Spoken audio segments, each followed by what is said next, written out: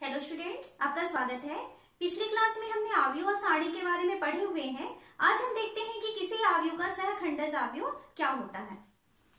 हमारे पास एक आव्यूह दिया हुआ है 2x2 का, ये एक वर्ग आव्यूह है। अब हम इसके सहखंडज आव्यूह की वैल्यू निकालना चाहते हैं। तो सहखंडज आव्यूह निकालने के लिए हम क्या करेंगे कि सबसे पहले हमें निकालना होता है a11 की वैल्यू। तो a11 यानी आप यहाँ लिखेंगे -1 की पावर 1 + 1 एंड अब first row and first column को छोड़ेंगे। तो फर्स्ट रो और फर्स्ट कॉलम को छोड़ने के बाद हमारे पास एलिमेंट बच रहा है a22। तो इसे हम डिटरमिनेंट के अंदर लिखेंगे a22। ओके, फिर हम लिखते हैं a12 की वैल्यू चाहिए। तो a12 के लिए -1 की पावर 1 + 2। अब देखिए फर्स्ट रो का सेकंड कॉलम, तो ये फर्स्ट रो का सेकंड कॉलम हम छोड़ देंगे। तो अब आपके पास क्या एलिमेंट बच रहा है a21। तो यहाँ इसकी वैल्यू हो जाएगी a21 की वैल्यू चाहिए। तो a21 की वैल्यू -1 की पावर 2 + 1। अब यहाँ पर सेकेंड रो छोड़ना है और फर्स्ट कॉलम छोड़ना है। तो ये सेकेंड रो को और फर्स्ट कॉलम को छोड़ेंगे। हमारे पास एलिमेंट बच रहा है a12। तो इसे हम डिटरमिनेंट के अंदर लिखेंगे a12 एंड a22 की वैल्यू चाहिए। तो -1 की पावर 2 + 2। अब 2 यानी सेकेंड रो और सेकेंड कॉलम को हम छोड़ते हैं, तब हमारे पास एलिमेंट बचता है a11। तो हम क्या कर रहे हैं यहाँ पर a11, a12, a21 और a22 की वैल्यू निकाल लेते हैं। हमें चाहिए सहखंडज आव्यूह एडजॉइंट a। तो एडजॉइंट a की वैल्यू होती है, एडजॉइंट a इक्वल टू होता है aij का डेश। यानी आप अभी जो aij की वैल्यू निकाल रहे हैं उसको हम आव्यूह फॉर्म में लिखेंगे और फिर उसका परिवर्त आव्यूह निकालेंगे। तो देखते हैं क्या हो जाएगा।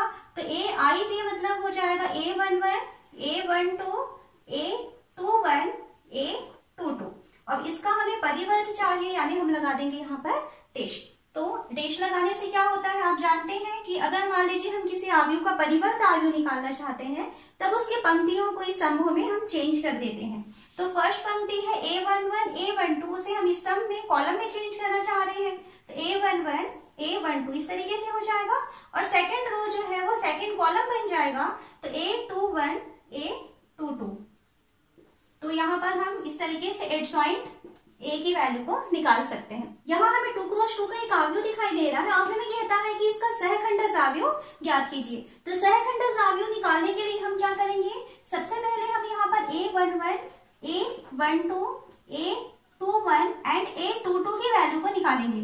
तो a11 की वैल्यू निकालना है तो -1 की पावर, यहाँ देखिए 1 दिखाई दे रहा है, तो हम लिखेंगे 1 + 1। अब उसके बाद फर्स्ट रो और फर्स्ट कॉलम हमें छोड़ देना है। तो ये फर्स्ट रो और फर्स्ट कॉलम छोड़ेंगे, तब हमारे पास एलिमेंट बच रहा है -6। तो उसे डिटरमिनेंट के अंदर आपको -6 को लिखना है। ध्यान रखना है ये मॉड नहीं है, ये सारणी का निशान है ना। अब इसकी वैल्यू फाइंड करते हैं। तो देखिए ये माइनस की पावर में 2 आया है, यानी सम संख्या आया हुआ है। तो कभी भी माइनस की पावर में यदि सम संख्या होता है तब उसकी वैल्यू पॉजिटिव हो जाती है, और माइनस की पावर में यदि विषम संख्या आएगा तब उसकी वैल्यू जो है माइनस में ही रहता है। तो ये यहाँ पे सम संख्या आ रहा है, मतलब ये प्लस साइन देगा हमें। अब ये प्लस साइन हो चुका है, यहाँ पर सारणी के अंदर में -6 आया है, तो ये -6 ही रहेगा। तो प्लस माइनस माइनस, इसकी वैल्यू हो गई -6। सेकेंड वैल्यू निकालते हैं a12 की। तो a12 के लिए देखिए -1 की पावर 1 + 2। अब हमें क्या करना है, फर्स्ट रो को छोड़ देना है और सेकेंड कॉलम को छोड़ देना है। तो ये फर्स्ट रो और ये सेकेंड कॉलम, ये दोनों छोड़ दिए। हमारे पास एलिमेंट बच रहा है -4। तो -4 को हम सारणी के अंदर लिखेंगे। यहाँ देखिए माइनस की पावर में विषम संख्या आया है, इसका मतलब वो हमें माइनस साइन देने वाला है, और -4 का सारणिक मान कितना हो जाएगा, -4 ही रहेगा। तो अब इसकी वैल्यू आ रही है हमारे पास +4। थर्ड वैल्यू निकालते हैं a21 की वैल्यू। तो -1 की पावर 2 + 1। अब सेकेंड रो और फर्स्ट कॉलम को हमें छोड़ना है। तो ये सेकेंड रो है और ये फर्स्ट कॉलम है, तब हमारे पास एलिमेंट बचेगा 3। तो हम इसे डिटरमिनेंट के अंदर लिखेंगे। तो ये हो गया, यहाँ देखिए विषम संख्या है तो माइनस साइन दिया, और 3 का सारणिक मान 3 ही रहेगा, यानी कि ये -3 हो चुका। a21 की वैल्यू निकल चुकी। अब a22 की वैल्यू चाहिए, तो -1 की पावर 2 + 2। अब सेकेंड रो और सेकेंड कॉलम छोड़ना है, तो सेकेंड रो और सेकेंड कॉलम, इसकी वैल्यू आ रही है -2। तो ये -2 हो चुका, इक्वल टू यहाँ पे देखिए ये प्लस साइन दिया और ये -2 है, तो प्लस का साइन मिला और इसमें डिटर्मिनेंट की वैल्यू -2 है, तो इसकी वैल्यू आ रही है -2। अब हमें ये सारी चीजें मिल चुकी हैं, हमें चाहिए एडजॉइंट ए। तो एडजॉइंट ए इक्वल टू होता है, अभी हमने देखा उसे कि आप A11, A12, A21 और A22 का डैश लेना है, तब वो हो जाता है एडजॉइंट ए की वैल्यू। तो यहाँ वैल्यू रखते हैं, यहाँ A11 की वैल्यू क्या है -6, A12 की वैल्यू है 4, यहाँ -3 और ये -2। अब इसका हमें परिवर्त आव्यूह चाहिए, तो अब हमें क्या मिल रहा है, एडजॉइंट ए इक्वल टू परिवर्त आव्यूह, यानी इसके रो को कॉलम में आपको चेंज करना है, तब इसके रो को कॉलम में चेंज कर देते हैं। तो ये क्या हो जाएगा -6 4, तो ये कॉलम में चला जाएगा -6 4 और -3 -2। तो इस तरीके से हम किसी भी आव्यूह के एडजॉइंट को निकाल सकते हैं। अब हम देखते हैं कि हम किसी भी आव्यूह के एडजॉइंट की सहायता से उसके इनवर्स को किस तरीके से निकालते हैं। यहाँ हमें क्वेश्चन लेते हैं, एक आव्यूह दिया हुआ है 3x3 का। अब हमें कहता है कि आप इसका व्युत्क्रम ज्ञात कीजिए। तो व्युत्क्रम ज्ञात करने से पहले हम ये चेक कर लें कि ये आव्यूह व्युत्क्रमणीय है या नहीं है। तो किसी भी आव्यूह को व्युत्क्रमणीय होने या ना होने के लिए शर्त होती है कि अगर मान लीजिए इसका सारणिक मान यदि 0 के बराबर नहीं आता है, तब हम कहेंगे कि आव्यूह व्युत्क्रमणीय होता है। तो पहले हम इसमें सारणिक के वैल्यू निकाल के देखते हैं कि क्या आता है। तो यहाँ पे इस आव्यूह के लिए हम इसके सारणिक वैल्यू निकालते हैं, 2 1 3 4 -1 0 -7 2 and 1। इसकी वैल्यू चाहिए, तो हम जानते हैं किसी भी सारणिक का मान आप किसी भी रो या कॉलम के अनुसार प्रसार करके निकाल सकते हैं। तो यहाँ जैसे मान लीजिए हम इस पंक्ति के अनुसार इसका प्रसार करना चाहते हैं, तो फर्स्ट एलिमेंट है 2। अब 2 के लिए आप क्या करेंगे, फर्स्ट रो और फर्स्ट कॉलम को छोड़ेंगे, क्योंकि इसकी पोजीशन 1 1 थी, तो फर्स्ट रो छूट जाएगा और फर्स्ट कॉलम छूट जाएगा। अब इसके बाद आपके पास बचा है -1 0 2 and 1। इसको लिख लिए, फर्स्ट एलिमेंट हो गया। जब आप सेकेंड एलिमेंट के पास जाएंगे तब आप माइनस का साइन लगाएंगे, एक बार प्लस एक बार माइनस, इस तरीके से ऑल्टरनेट चलना है हमको। तो सेकेंड एलिमेंट में हम माइनस का साइन देंगे और यहाँ लिखेंगे 1, और इसके बाद में देखिए आपका सेकेंड के लिए first row and second column ये छूट जाएगा, तब बचेगा 4 -7 0 and 1। हमारे पास बच रहा है 4 -7 0 1। अब हम थर्ड वैल्यू के पास चलते हैं, तो ये है 3, तो +3। अब थर्ड वैल्यू के लिए आपका first row and third column छूट जाएगा, 4 -1 -7 2 4 -1 -7 2। ये हम यहाँ पर इसका सारणिक का मान निकाल रहे हैं। तो क्या हो जाएगा, ये 2 ब्रैकेट में हो जाएगा -1 -0 -1, यहाँ ब्रैकेट में हो जाएगा 4 -0। पहले इन दोनों का मल्टीप्लाई होगा, फिर माइनस का साइन दे करके फिर इन दोनों का मल्टीप्लाई होता है, फिर +3 ब्रैकेट में इन दोनों का पहले मल्टीप्लाई हो जाएगा, तो 8 -7 और 1 का मल्टीप्लाई होगा तो +7 बनेगा, और ये माइनस फॉर्मूले से आया हुआ है। अब ये क्या हुआ, यहाँ से -1 और 2 का मल्टीप्लीकेशन -2 हो चुका है। यहाँ पे 4 और -1 का मल्टीप्लाई -4 आया, और यहाँ देखिए यहाँ पे 8 -7 आया हुआ है, तो ये 1 बचा और उस 1 का मल्टीप्लीकेशन हो रहा है 3 के साथ, तो ये हो गया है +3। तो इसकी वैल्यू आ रही है ये -6 और +3 यानी कि -3। -3 मिल चुका है, मतलब ये हमें 0 नहीं मिला, इज नॉट इक्वल टू 0, इसलिए हम क्या कह सकते हैं कि आव्यूह जो है वो व्युत्क्रमणीय है। तो यदि आव्यूह व्युत्क्रमणीय है यानी हम इसका व्युत्क्रम निकाल सकते हैं, यहाँ पर इसका इनवर्स निकाला जा सकता है। तो इनवर्स हम एडजॉइंट की सहायता से किस तरीके से निकालते हैं, ये सेकंड मेथड हम पढ़ रहे हैं। पिछली क्लास में हमने आव्यूह का इनवर्स निकालना सीखा हुआ था, लेकिन वो हम प्रारंभिक संक्रियाओं के द्वारा हम आव्यूह का इनवर्स निकालते थे। तो आज हम एडजॉइंट से इनवर्स कैसे निकालते हैं ये देखते हैं। तो सबसे पहले आपको A11 चाहिए, इसमें सारी वैल्यूज लेनी है हमको। तो A11 चाहिए, तो आप क्या लिखेंगे, -1 की पावर 1 + 1। अब फर्स्ट रो और फर्स्ट कॉलम छोड़ना है आपको यहाँ पे, तो यहाँ देखिए फर्स्ट रो और फर्स्ट कॉलम छोड़ दिए, तो बचेगा -1 0 2 and 1। वैल्यू लेते हैं इसकी, तो ये क्या हो जाएगा, ये प्लस साइन दिया, यहाँ ब्रैकेट में बचेगा आपका -1 और -0 यानी कि -1। ये A11 की वैल्यू मिल चुकी।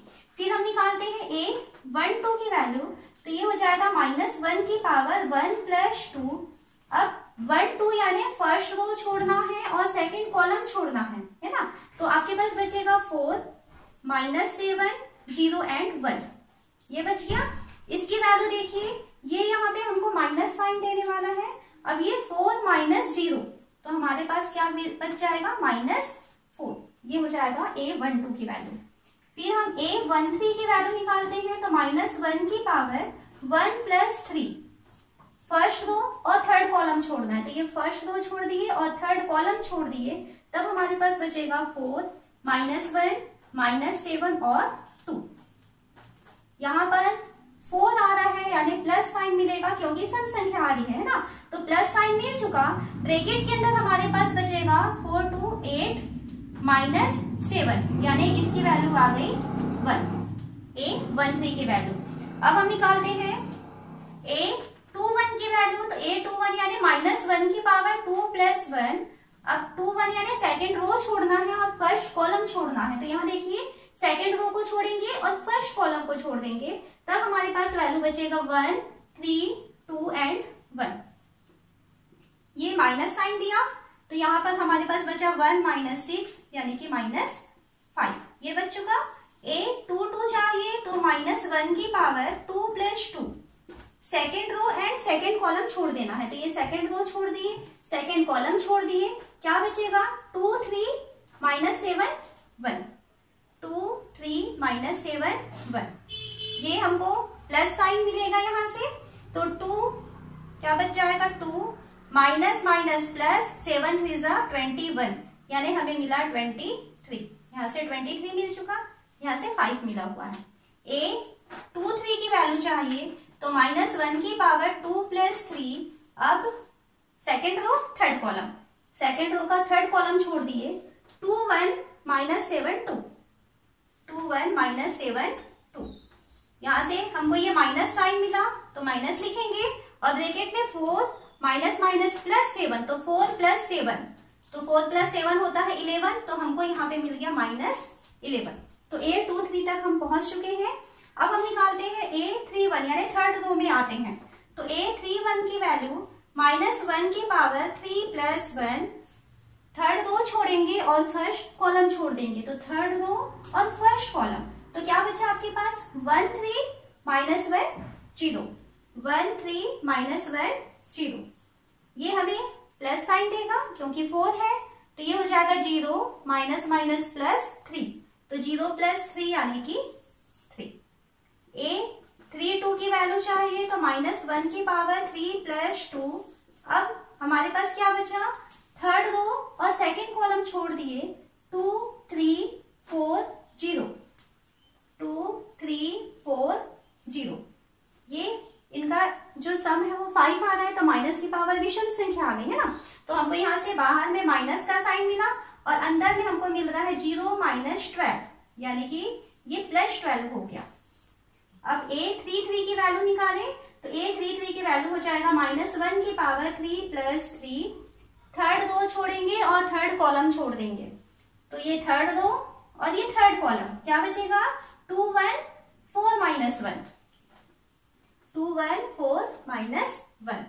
वैल्यू देखो यहाँ पे 6 है, मतलब आपको प्लस साइन मिलने वाला है, तो प्लस साइन बाहर आ जाएगा और यहाँ 2 और माइनस का मल्टीप्लीकेशन -2 और -4 यानी कि हमको मिल रहा है -6।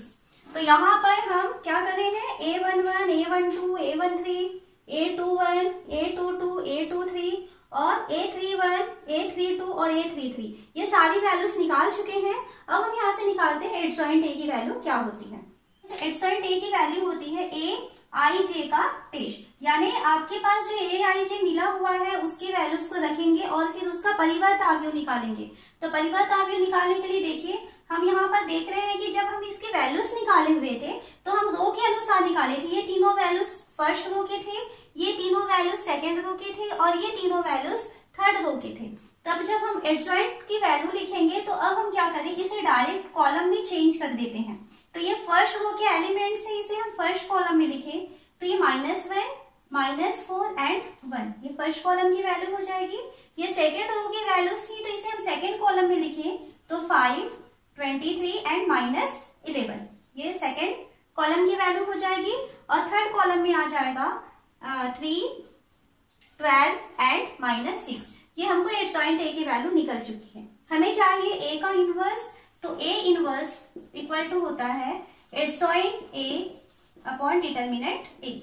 डिटर्मिनेंट ए की वैल्यू देखिए कितना आया हुआ है, -3, तो इसकी वैल्यू हो जाएगी -1/3, क्योंकि वो हमको नीचे चाहिए तो हम 3 नीचे लिखें और यहाँ पर एडजॉइंट ए की वैल्यू रख लेते हैं, तो -1, 5, 3, -4, 23, 12 एंड 1, -11, -6। तो यहाँ इस तरीके से हम एडजॉइंट की सहायता से किसी भी आव्यूह के व्युत्क्रम को ज्ञात कर सकते हैं। आव्यूह का व्युत्क्रम ज्ञात करना हम पिछले क्लास में भी सीख चुके हैं, लेकिन वहां पे हम प्रारंभिक संक्रियाओं से उसका व्युत्क्रम ज्ञात करते थे। अब यहाँ क्या कर रहे हैं कि हम यहाँ पे एडजॉइंट की सहायता से आव्यूह का व्युत्क्रम ज्ञात करते हैं। तो कभी भी किसी भी आव्यूह का व्युत्क्रम ज्ञात करने के पहले आपको चेक कर लेना है कि उस आव्यूह में उसके डिटर्मिनेंट की वैल्यू यानी उसका सारणिक मान 0 है या नहीं है। यदि सारणिक मान 0 नहीं होता है तभी हम उसमें उसका इनवर्स को निकाल सकते हैं। यहाँ हमारे पास 3 रैखिक समीकरण दिखाई दे रहे हैं। रैखिक समीकरण को हम आव्यूह विधि से किस तरीके से हल करते हैं देखिए। तो सबसे पहले हम रैखिक समीकरण को आव्यूह फॉर्म में चेंज करते हैं। आव्यूह फॉर्म में चेंज करने के लिए क्या किया जाता है कि इसके गुणांकों को आपको एक आव्यूह देना होता है, जिसको गुणांक आव्यूह कहते हैं। A1, B1, C1। Second equation के लिए इसके जो कोएफिशिएंट है क्या हो रहे हैं, A2, B2, C2 and third equation के लिए A3, B3 एंड C3। पहले हम इस तरीके से गुणांक आव्यूह निकालते हैं। उसके बाद हम देखते हैं कि इसमें कौन कौन से वेरिएबल आए हुए थे, x, y एंड z। तो उसको आपको स्तंभ में लिखना होता है, x, y और z। इस तरीके से हम और एक आव्यूह लिखे हैं जो कि स्तंभ आव्यूह है। और इक्वल टू हमें लिखना होता है इसके जो अचर पद होते हैं, यानी इक्वल के बाद में जो कांस्टेंट टर्म्स आ रहे हैं, क्या आ रहे हैं इसमें, D1, D2 और D3। तो किसी भी रैखिक समीकरण निकाय को हम इस तरीके से आव्यूह फॉर्म में चेंज कर सकते हैं। यहाँ आपके पास जो गुणांक आव्यूह आ रहे हैं उसको हम a से शो करते हैं, जो वेरिएबल्स आ रहे हैं उसको x से शो करते हैं, और इसके जो कांस्टेंट टर्म्स आ रहे थे उसके आव्यूह को हम b से शो करते हैं। अब हम क्या करेंगे कि यहाँ हमें x की वैल्यूज चाहिए, यानी कि आपको इसको सॉल्व करके x की वैल्यूज मीन्स x, y और z, ये वेरिएबल्स की वैल्यू चाहिए जो कि उसके हल कहलाएंगे।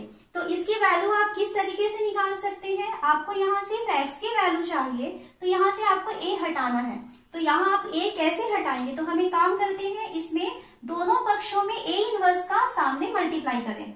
तो a इनवर्स यदि हम यहाँ भी गुणा कर दें किसके साथ, ax के साथ, और यहाँ पर b के साथ भी हम a इनवर्स का गुणा कर देते हैं।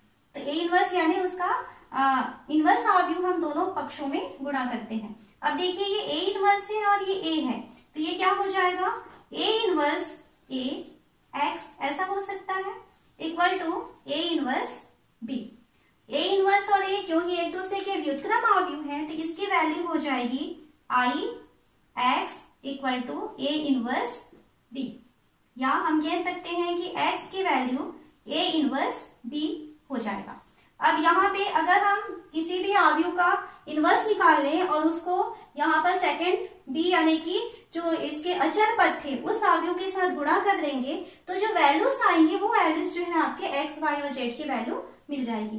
तो पहले तो आपको इसमें ये चेक करना होगा कि यहाँ पे ये जो समीकरण निकाय मिल रहा है वो समीकरण निकाय संगत है या नहीं है, यानी इसका हल मिलेगा या नहीं मिलेगा। तो समीकरण निकाय संगत कब कहलाता है, जब सारणी a की वैल्यू नॉट इक्वल टू 0 होगा, तब हम कहते हैं कि समीकरण निकाय का हमको हल मिल सकता है, या हम इसे कहते हैं कि ये संगत है। ये फर्स्ट कंडीशन है, संगत है यानी आपको इसका एक अद्वितीय हल मिलने वाला है। जब सारणी k की value is not equal to 0 होता है तब हमें एक अद्वितीय हल प्राप्त होता है, ये फर्स्ट। सेकेंड कंडीशन, यदि मान लीजिए सारणी k की वैल्यू निकाले और उसकी वैल्यू 0 हो जाती है, तब हम कहेंगे कि यहाँ पे आपको इसका संगत हल मिल सकता है या नहीं मिल सकता, यानी ये जो समीकरण निकाय है वो संगत है या नहीं भी है। तो इसे हम जानने के लिए क्या करते हैं कि यहाँ हम करते हैं एडजॉइंट ए को गुणा कर देते हैं b के साथ और इसकी वैल्यू देखते हैं कि क्या होता है। एडजॉइंट ए आपको एक आव्यूह मिलेगा और बी आपके पास ये सेकंड आव्यूह मिला हुआ है। इन दोनों को हम आपस में गुणा करते हैं और एक आव्यूह मिलता है। यदि वो आव्यूह शून्य के बराबर नहीं आता है, यानी शून्य आव्यूह के इक्वल नहीं आएगा, तब हम कहेंगे कि यहाँ पर ये हमको असंगत हल देगा, यानी ये समीकरण निकाय जो है वो असंगत है। ये कंडीशन हो सकती है। या सेकंड हो सकता है कि अगर एडजॉइंट ए को हम बी से गुणा करें और इसकी वैल्यू 0 हो जाए तो 0 हो जाएगा। तो दो कंडीशन हो सकती है, या तो समीकरण निकाय के अनंत हल मिलेंगे या समीकरण निकाय का कोई भी हल नहीं मिलेगा। तो यहाँ पे दो कंडीशन हो सकती है कि ये अनंत हल होगा या कोई हल नहीं होगा, कोई हल नहीं या तो अनंत हल। तो इस तरीके से आपको समीकरण निकाय दिया हुआ है और समीकरण निकाय को आपको आव्यूह विधि से हल करना है।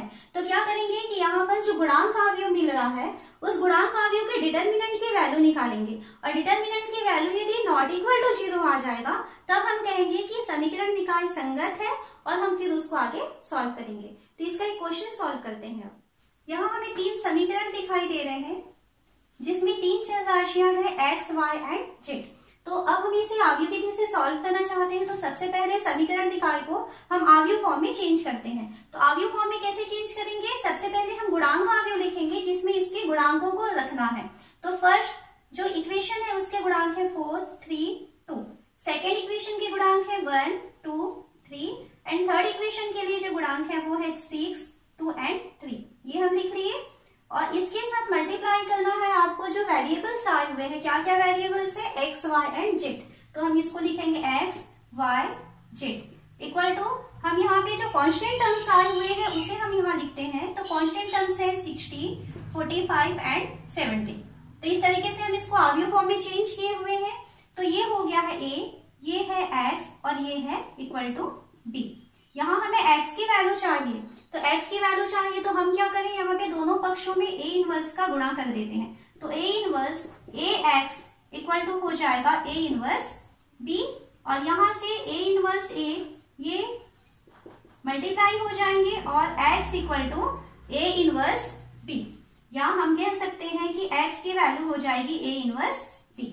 यहाँ तक पहुंच चुके हैं। अब हम क्या करेंगे कि यहाँ पर a इनवर्स यानी वो आव्यूह व्युत्क्रमणीय है या नहीं है, या हम कह सकते हैं कि ये समीकरण निकाय संगत है या नहीं है, ये चेक करना है। तो इसको चेक कैसे करना है कि यहाँ पर आपके पास जो गुणांक आव्यूह दिया हुआ है उसके सारणी की वैल्यू निकालते हैं। अगर सारणी की value is not equal to 0 आ जाएगा तब तो हम कहेंगे कि ये संगत है और इसका हमको हल प्राप्त हो सकता है। तो हम क्या करें, यहाँ पर इसके सारणी की वैल्यू निकालते हैं, यानी कि हम निकालेंगे डिटर्मिनेंट a की वैल्यू। तो डिटर्मिनेंट a की वैल्यू देखिए क्या होगा, 4, 3, 2, 1, 2, 3, 6, 2, 3। इसकी वैल्यू चाहिए हमको। तो इसकी वैल्यू हो जाएगी इक्वल टू फर्स्ट एलिमेंट लिखेंगे 4 और 4 को लिखने के बाद बाकी फर्स्ट रो और फर्स्ट कॉलम को छोड़ देंगे और बाकी जो बचा हुआ है आपको इस तरीके से मल्टीप्लाई करना है। हम यहाँ डायरेक्ट काम कर रहे हैं।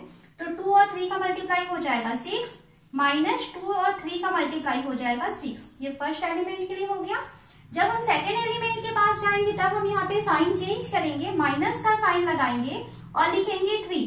अब इसके लिए आप इसके कॉलम को छोड़ देंगे, यानी सेकेंड कॉलम छूट जाएगा और फर्स्ट रो छूट जाएगा।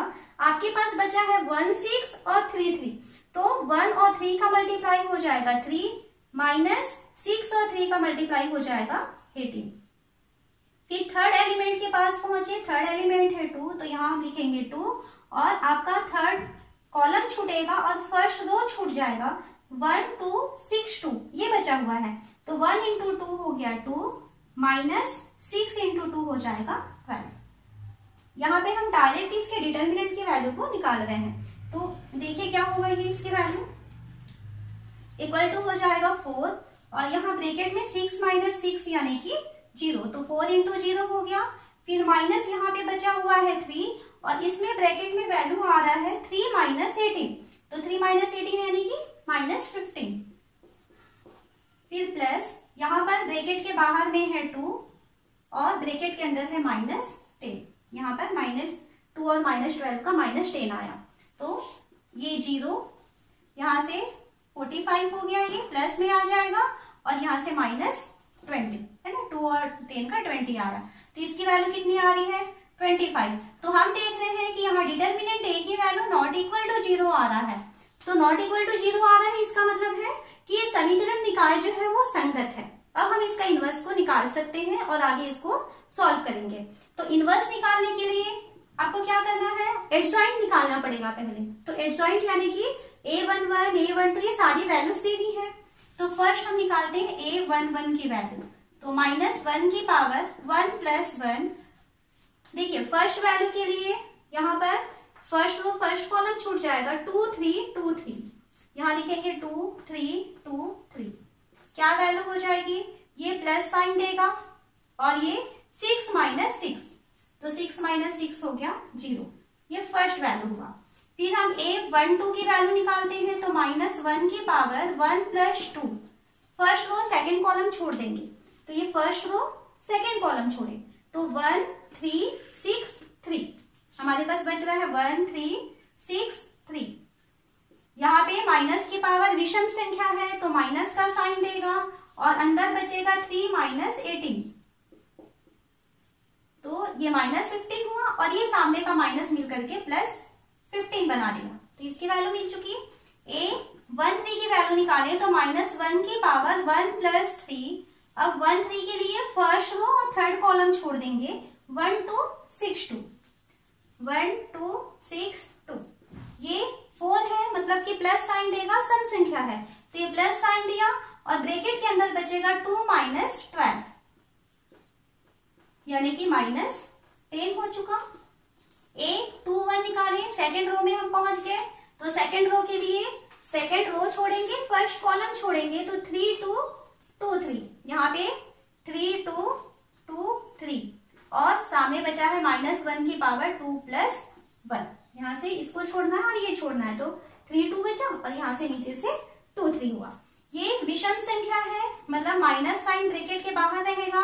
3 और 3 का मल्टीप्लाई 9 - 4 कितना हुआ, ये 5 और सामने का माइनस है तो ये -5 हो चुका। a22 की वैल्यू निकालें तो -1 की पावर 2 + 2। अब यहाँ देखिए सेकंड इस वाले एलिमेंट के लिए तो सेकंड रो छूट जाएगा, सेकंड कॉलम छूट जाएगा। 4 2 6 3 4 2 6 3। पावर सम संख्या है ना इसकी घात में, तो ये सम है मतलब प्लस साइन मिलेगा और ये 4 × 3 12 -6 × 2 12। तो इसकी वैल्यू आ गई 0। a23 की वैल्यू चाहिए तो -1 की पावर 2 + 3। अब 2 3 यानी कि इस एलिमेंट के लिए तो आपका second row and third column छूट जाएगा 4 3 6 2 4 3 6 2। ये विषम संख्या है मतलब माइनस का साइन देगा। अब 4 × 2 8 -6 × 3 18। तो यहाँ अंदर बचेगा -10 और इसके बाहर और एक माइनस रखा हुआ है मतलब ये हो जाएगा +10। इसकी वैल्यू हो चुकी। अब हम थर्ड रो में आते हैं 3 1 -1 की पावर 3 + 1। अब 3 + 1 यानी third row and first column क्या बचा हमारे पास 3 2 2 3। इसकी घात कितनी आ रही है, सम संख्या है 4 आ रहा है ना तो पॉजिटिव साइन देगा। तो 3 × 3 मतलब 9 - 4 मतलब हो गया 5 हो चुका। a32 की वैल्यू -1 की पावर 3 + 2। अब क्या बचा हमारे पास, थर्ड रो का सेकेंड कॉलम छूट चुका है तो 4 2 1 3 4 2 1 3। पावर 5 है मतलब माइनस साइन मिलेगा तो माइनस साइन ब्रैकेट के बाहर मिलेगा, अंदर बचेगा 12 - 2। 12 - 2 मतलब 10 और -10 तो यहाँ पे बच गया हमको -10 आ चुका। एंड लास्ट अब बचा हुआ है a33 तो -1 की पावर 3 + 3। अब 3 3 के लिए देखिए ये वाला थर्ड रो छूटेगा, थर्ड कॉलम छूटेगा 4 3 1 2 4 3 1 2। वैल्यू देखते हैं तो पावर कितना है 6 है मतलब सम संख्या है प्लस साइन मिलेगा और ये अंदर क्या बचेगा 4 × 2 8 - 3 यानी कि हमको मिल चुका है 5। तो यहाँ हम सारी वैल्यूज निकाल चुके हैं। अब हम यहाँ से एडजॉइंट ए की वैल्यू निकालेंगे और एडजॉइंट ए से ए का इनवर्स निकालेंगे और उस वैल्यूज को हम यहाँ पर रख करके एक्स की वैल्यू निकालते हैं। फिर तो एडजॉइंट ए लेते हैं तो एडजॉइंट ए इक्वल टू हम जानते हैं एडजॉइंट ए जो है वो ए आई जे का परिवर्त अवयव होता है, यानी आपको जो aij मिलेगा उसके 2 को आपको कॉलम में चेंज करना है। तो यहाँ देखिए लाइन से हम इसमें पंक्तियों के एलिमेंट्स को निकाले हुए हैं, तो डायरेक्ट अगर हमको एडजॉइंट निकालना है तो इसमें पंक्तियों के जो एलिमेंट्स निकाले हैं उसको कॉलम में रखते जाते हैं। तो फर्स्ट पंक्ति में हमारे पास एलिमेंट आया था 0, 15 एंड -10, तो इसको हम कॉलम में रख देते हैं 0, 15 एंड -10। ये डायरेक्ट आपको एडजॉइंट ए की वैल्यू मिल रहा है। फिर सेकंड पंक्ति के लिए हम निकाले थे -5, 0, 10, तो उसको कॉलम में रख देते हैं -5, 0, 10। एंड थर्ड कॉलम में हमें रखना है 5, -10 एंड 5, 5, -10 एंड 5। ये हो चुका है एडजॉइंट ए की वैल्यू। ए इनवर्स निकालें तो ए इनवर्स होता है एडजॉइंट ए अपॉन डिटर्मिनेंट ए। ठीक है, ये इसकी वैल्यू होती है, यानी कि आपको इसमें डिटर्मिनेंट ए की वैल्यू चाहिए। तो डिटर्मिनेंट ए की वैल्यू कितनी मिली थी हमको 25, तो हम यहाँ पर 1/25 और एडजॉइंट ए की वैल्यू लिखें तो ये है 0, -5, 5, 15, 0, -10 एंड -10, 10 एंड 5। ये हमको ए इनवर्स की वैल्यू मिल चुकी। हमें चाहिए x की वैल्यू, तो x की वैल्यू हमने देखा है, x की वैल्यू है a इनवर्स b। यहाँ वैल्यू रखिए तो a इनवर्स की वैल्यू 1/25 एंड 0, -5, 5, 15, 0, -10, 10 एंड 5। ये a इनवर्स हुआ और इसके साथ हमें मल्टीप्लाई करना है b को, तो b हमारे पास वैल्यू आया था 60, 45 एंड 70। यहाँ इसके जो गुणांक मिले थे वो हमको b की वैल्यू दिया था। अब इसको हम मल्टीप्लाई करके x की वैल्यू निकालते हैं, तो 1/25 रहेगा। कैसे मल्टीप्लाई करते हैं अवयव को, फर्स्ट रो का कॉलम से होगा, तो 0 का 60 से होगा, तो 0 × 60 प्लस -5 × 45, -5 × 45 और फिर प्लस 5 × 70। ये हो गया। सेकेंड रो का कॉलम से होगा तो 15 × 60 प्लस 0 × 45 प्लस -10 × 70, ये आ जाएगा। एंड थर्ड रो का कॉलम से होगा तो -10 × 60 प्लस 10 × 45 प्लस 5 × 70। इसकी वैल्यू देखते हैं, इक्वल टू आ रहा है 1/25। यहाँ देखिए क्या हो रहा है, ये 0 हो जाएगा, यहाँ से 45 × -5 तो ये हो जाएगा -225, ये -225 हुआ और प्लस में 70 × 5, 350। ये फर्स्ट का हो चुका है। सेकंड में 15 × 60 900 प्लस ये 0 हो जाएगा और ये हो जाएगा -700, तो ये हो जाएगा -700। एंड थर्ड में हो जाएगा -600, ये आपके पास हो जाएगा +450 और ये हो जाएगा +350। ये इसकी वैल्यूज आ चुकी हैं। अब इसको और थोड़ा सा सॉल्व करते हैं। x यानी कि है x, y एंड z, इसकी वैल्यू आ रहा है, यहाँ पे देखिए इसकी वैल्यू आ रहा है 1/25 और अवयव के अंदर बचा हुआ है -225 प्लस 350, यानी कि ये हो जाएगा 125। तो फर्स्ट एलिमेंट आ गया 125। सेकेंड 900 -700, तो ये हो जाएगा 200 और थर्ड वैल्यू है -600 और यहाँ पर ये हो जा रहा है 800, तो 800 -600 यानी यहाँ पर भी हमको 200 बच गया। तो ये 25 अपॉन में दिया हुआ है, तो इसको हम अंदर ले जाकर के सबको भाग दे देते हैं। तो यहाँ पर हो जाएगा x, y और z और यहाँ पर हम 125/25, 200/25 और 200/25, ये सबको हम 25 से डिवाइड कर दिए। तो क्या वैल्यू मिलेगा देखिए यहाँ से, ये हो जाएगा फर्स्ट वाला 5, सेकेंड वाला 8 और थर्ड वाला 8। तो हमें क्या मिल रहा है, x, y, z की वैल्यू 5, 8 और 8 ये मिल चुका। तो हम यहाँ से कह सकते हैं इस क्वेश्चन में जो x की वैल्यू है वो 5 मिलेगा, y की वैल्यू जो है वो 8 मिलेगा एंड z की वैल्यू 8। तो हम आव्यूह मेथड से किसी भी समीकरण निकाय को इस तरीके से सॉल्व कर सकते हैं। वहां पर आपको सॉल्व करने के पहले आपको चेक जरूर करना है कि वो समीकरण निकाय संगत है या नहीं है। यदि समीकरण निकाय संगत होता है तभी हम उसको सॉल्व कर पाएंगे।